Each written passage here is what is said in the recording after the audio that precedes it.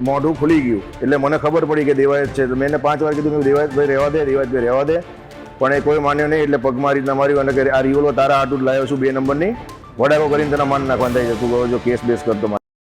તો મિત્રો દેવાયત ખબર હતી ધ્રુવરાજસિંહ ઉપર હુમલો કર્યો હતો. એ ભાઈ અત્યારે અમદાવાદ હોસ્પિટલમાં દાખલ છે.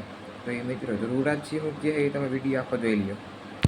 કીધું દેવાયતભાઈ રહેવા દે, દેવાયતભાઈ રહેવા દે, પણ એ કોઈ માન્યો નહીં. એટલે પગમાં રીતના માર્યું અને આ રિવોલ્વર તારા હાટું લાવ્યો છું 2 નંબરની, વડાકો કરીને તને માન નાખવાનું થાય છે. તું જો કેસ બેસ કરતો મારી આમાં.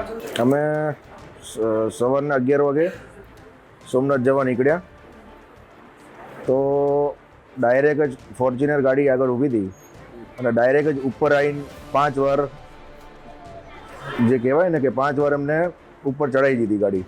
પછી એમાંથી 15 પાછળ ગાડી હતી ક્રેટા, બંને ગાડી બ્લેક ફિલ્મ હતી, નંબર પ્લેટ હતી નહીં. અને 2 ગાડીમાંથી લગભગ 15થી ઓછા મતલબ 12 થી 13 જણા ગાડીમાંથી ધોકા લઈને બધા નીકળ્યા.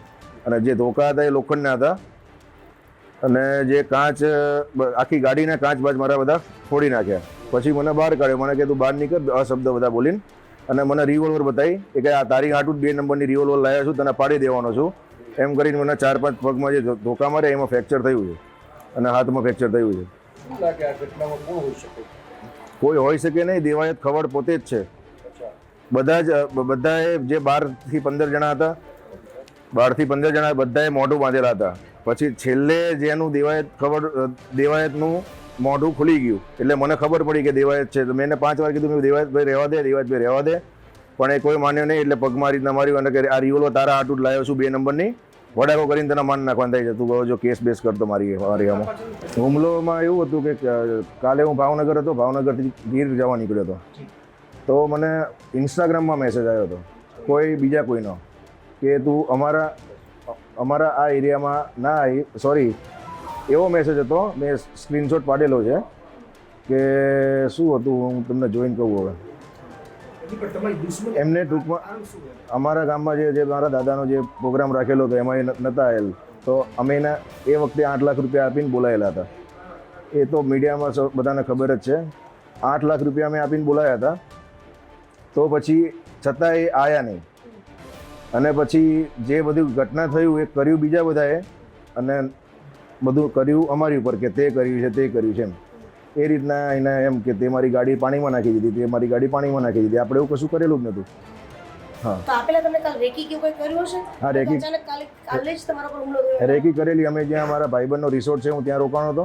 એમને કીધું કે ભાઈ તમારા ઓલા જે દેવાયતભાઈ આવ્યા છે એમ કે પોતે છે.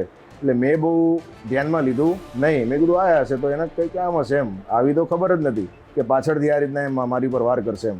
હું ગાડી લઈને જતો હતો સોમનાથ, મારી સ્પીડ હશે ગાડીની 50 અને એ જે સામેથી ગાડી હતી 100ની સ્પીડ હતી. ડાયરેક્ટ જ ઠોકી દીધી, પાછળથી બી ઠોકી, આગળથી બી ઠોકી અને ઉતરીને બધા ધોકા લઈને નીકળી પડે. ગાડીમાં બીજું કોઈ હતું? હા, ગાડીમાં અમે 3 જણા હતા. મારો ચેન લઈ ગયા અને 42 કે 45 હજાર રૂપિયા સમથિંગ પડ્યા હતા, એ લઈ ગયા, એ લૂંટ કરી. હા, ચેન મારો 15 થી 17 તોલાનો હતો, બિલ બી છે મારી જોડે.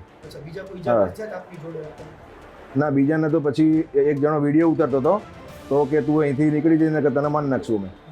હા, પછી તમને હોસ્પિટલ કેવી રીતે આજે લઈ આવ્યા કે કાલ રાતે તમે કે એડમિટ થયા હતા? કાલ રાત્રે નહીં, આ બધો બનાવ આજે 11 વાગે થયો.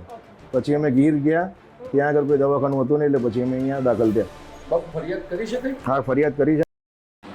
જોઈ લીધો મિત્રો વિડીયો. તો વિડીયો સારો લાગ્યો તો વિડીયોને લાઈક કરી દેજો, ચેનલ બનાવવા ચેનલને સબસ્ક્રાઈબ કરી દેજો. મળ્યા બીજા વિડીયોમાં, ત્યાં સુધી બાય બાય.